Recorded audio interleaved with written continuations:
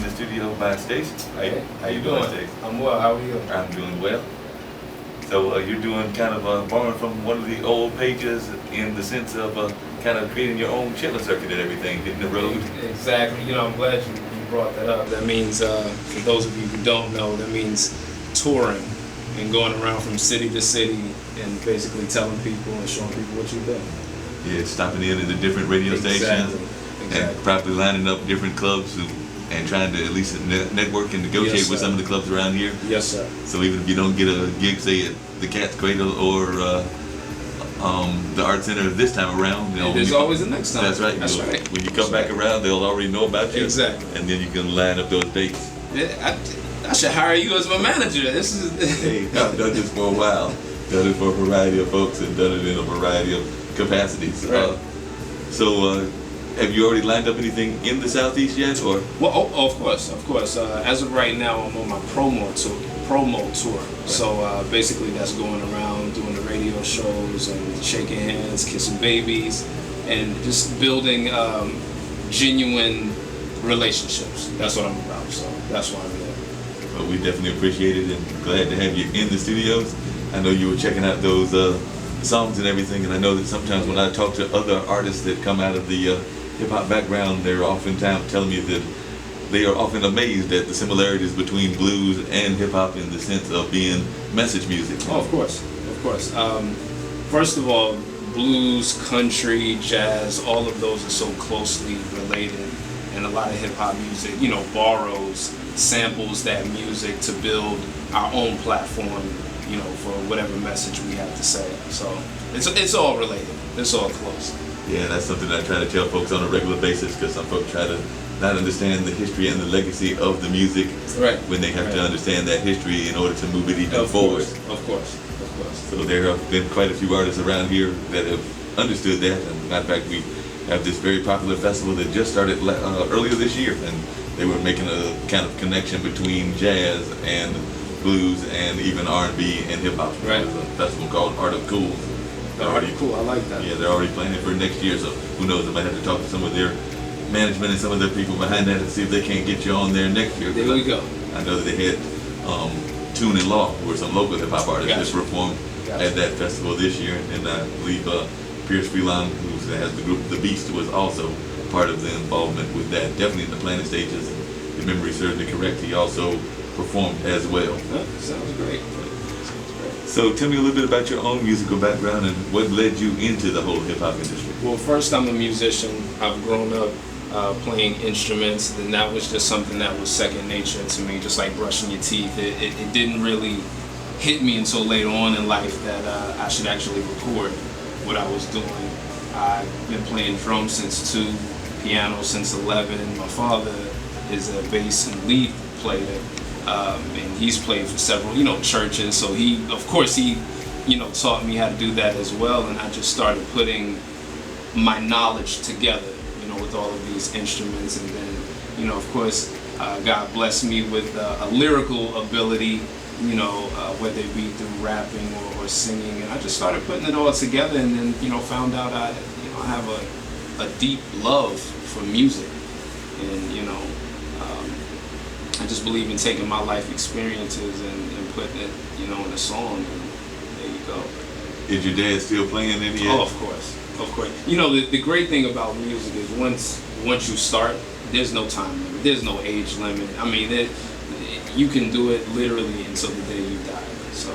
I mean, all you gotta do is look at some of the great blues artists, including some that we've lost recently, and see that they were performing all the way up until the end. Solomon Burke, actually, who's one of my absolute favorites. I believe he died on tour. Yeah. And God forbid, I don't want to die tomorrow, but I really want to go out doing something that I love, and I just think that's very poetic. Shout out to Solomon Burke. I miss and love Solomon, so. And I had the pleasure of actually, that Bull Durham Blues Festival that I was referring to, he was actually one of our headliners. Are you serious? Yeah, he was the headliner, and actually there's a venue, African American Cultural Arts Center in Durham called the ATI Heritage Center, and actually they still have the throne that they had to build for him, because that was one of the things that he required because he was a large man. Yeah. So they had to build a personal throne that's actually sitting in our green room, just sitting there. That's crazy. Wow. You might have to visit over there to Durham one day and see if you can't sit in that chair that Solomon Burke sat in. That would be an honor. That's crazy. Yeah, that was definitely something that we spent a lot of time and effort getting together, and it still has a very important part of our history and our legacy that we keep over there. Well, we have other souvenirs from past blues festivals. Speaking of folks that have hip hop tie, Isaac Hayes was there at that same blues festival. Came in the whole shaft outfit and everything. Yeah. That's funny. Complete with the chains and the whole 9 yards. So it was definitely worth checking him out and everything. Right. So you said that you're gonna be going on what cities are you gonna be hitting this time around? You're hitting. Well, right now I came through Raleigh, and forgive me because I don't know where everything is in relationship to one another. So Raleigh, Durham, and then Carrboro. That's right. You're so so right now that's my main focus in North Carolina, and then we'll see what happens from there. And you should definitely try to hit the Winston-Salem, Greensboro market as well as Charlotte. Both have very active communities that try to keep things rolling on a consistent basis. Right.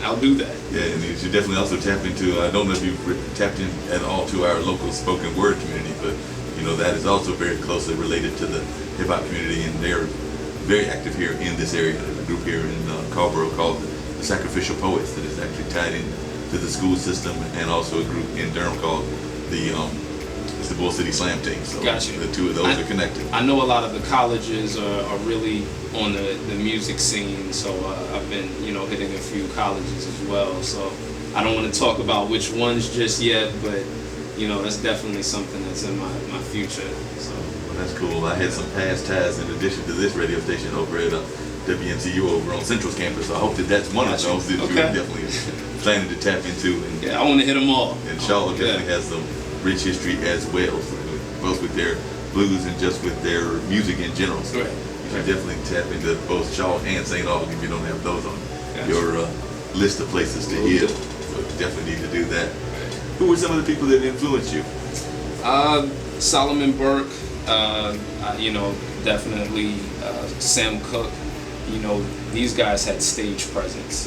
Bobby Womack, and I know, actually when I first got here, you were playing some Roy C. and some Marvin Cease, and the young lady who was just talking about, you need to go down, and this, that, and the third. She was reminding me of Millie Jackson, and I'm really in tune to the live performance, the live shows, and connecting with the audience, and that's something that I try to emulate, when I'm on stage, and I want to be able to have that same connection, because I really honestly believe that energy that's created, that genuine energy, is something that lasts forever. That that's not something that you can fake. That connection between the audience and the artist, it's either there or it's not. I would definitely thoroughly agree with you on that, because you can tell those artists that do not have that audience connection. Exactly. A lot of times those are the ones that don't have a long shelf life either. Because you got to have that absolute connection to your audience. And I would also agree with something else that you said earlier. Once you catch on to this industry, whether it's on the radio side or whether it's on the performance side, it is something that stays with you.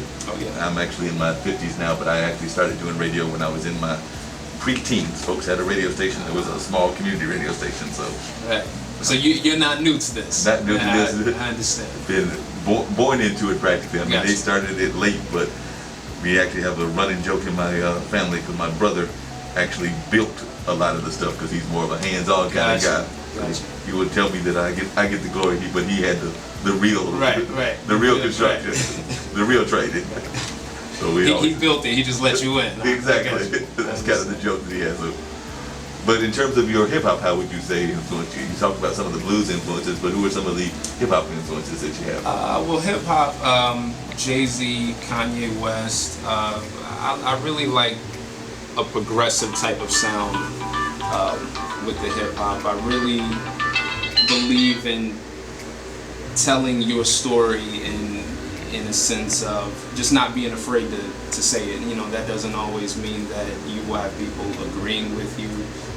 And everybody's story is different, so artists like them, have really influenced me. And then of course you have newer generation like Ryan Leslie. I'm not sure if a lot of people know about him. Pharrell, definitely with the producing side of it. Rick Rubin, who's over or was at Def Jam.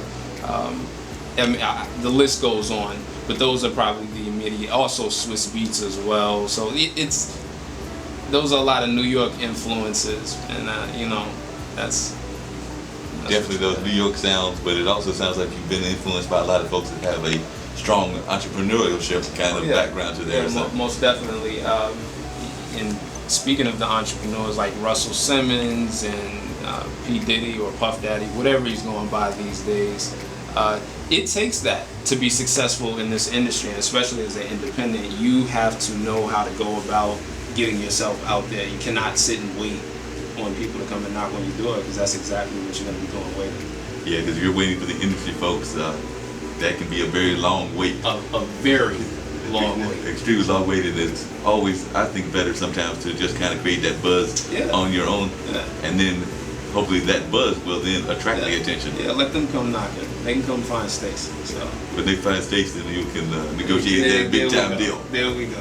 Sounds really good. But right now we're gonna let them check out a little bit of what your sound is all about. I've got on the disc right now the tune entitled "LA Kinda Girl." All right. So let's check out "LA Kinda Girl" and hear a little bit of this blues jazz influence that you've got to your music, and then I might be back.